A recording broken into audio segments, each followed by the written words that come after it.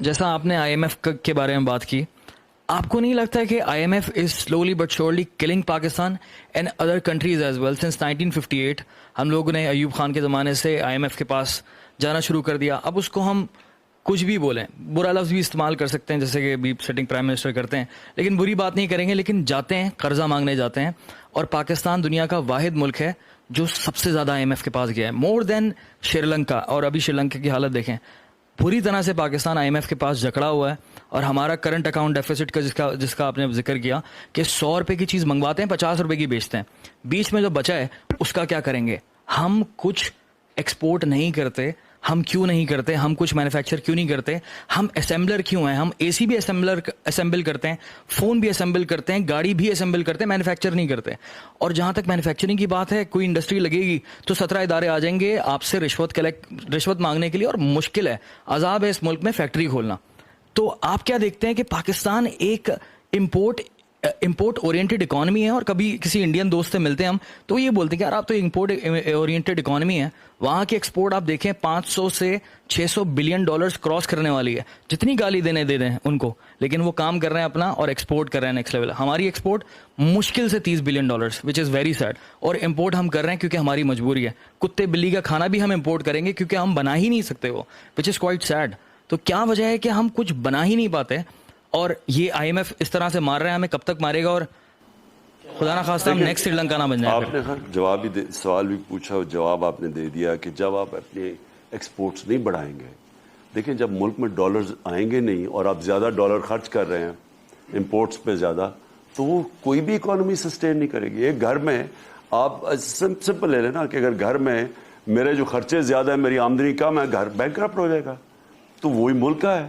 جب آپ امپورٹ زیادہ 3 گنا زیادہ امپورٹ کریں گے اور ایکسپورٹ کبھی کوشش ہی نہیں کی ایکسپورٹ بڑھانے کی. اور آپ نے یہ بھی سیکنڈلی بات صحیح کی کہ جب ایک خود ہی پالیسیز ہی ایک ملک کو ٹریڈنگ ملک بنا دیتا ہے تو وہ ایونچولی تو آپ نے آئی ایم ایف کے پاس جانا. آئی ایم ایف کے پاس کیوں جاتے ہیں؟ ڈالرز کم ہو جاتے ہیں. اب ہم نے کیا کوشش کی؟ پاکستان کی ریکارڈ ایکسپورٹس ہوئی اب جو ہمارے انشاءاللہ 32 ارب ڈالر کی ایکسپورٹس. پھر ہم نے جو دوسرے ڈالرز باہر سے جو ہمارا بہت بڑا ایسٹ ہے اوورسیز پاکستانی، ان سے ہم نے ریکارڈ ریمیٹنسز اکٹھی کی. 19 ارب پہ یہ چھوڑ کے گئے تھے، ہمارا 31 ارب پہ پہنچ گئی.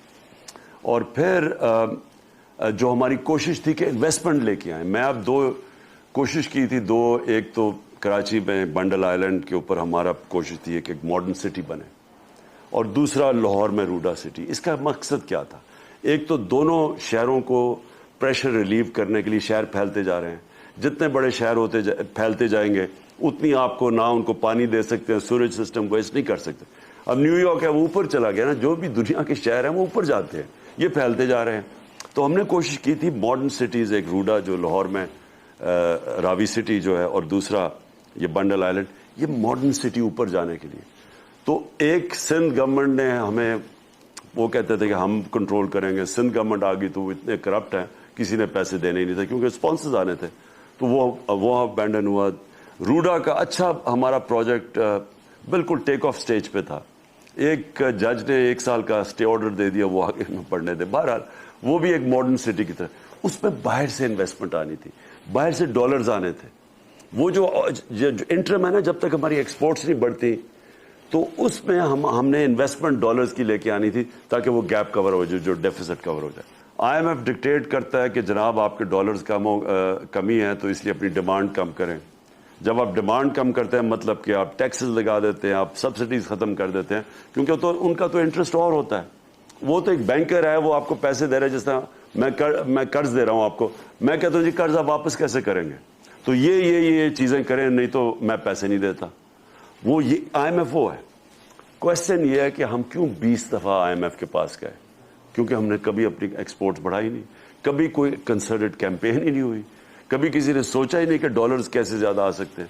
تو ہم نے یہی کوشش کی تھی اور ہمیں بڑے اچھے ریزلٹس میں، ریکارڈ ٹیکسٹائل ایکسپورٹس تھی. لیکن یہ گیپ فل کرنے کے لیے تھوڑی اور سسٹینڈ ایفرٹ چاہیے. ان دونوں کے نون لیگ کی آپ 99 دیکھیں، تب یہ بالکل بینکرپٹ چھوڑ کے گئے، تب آئی ایم ایف کے پاس جانا پڑا. پھر آپ یہ جو 2018 میں وہ سب سے بڑا ڈیفیسٹ چھوڑ کے گئے. ایکسپورٹس تو ان کے 5 سال میں بڑھی نہیں. تو وہ پھر ہمیں چھوڑ کے گئے ڈیفیسٹ. لیکن یہ جو تھا یہ ہماری ٹرینڈ ٹھیک جا رہی تھی اس وقت, تو ہم نے کور کر لینا تھا آگے جا کے گیپ.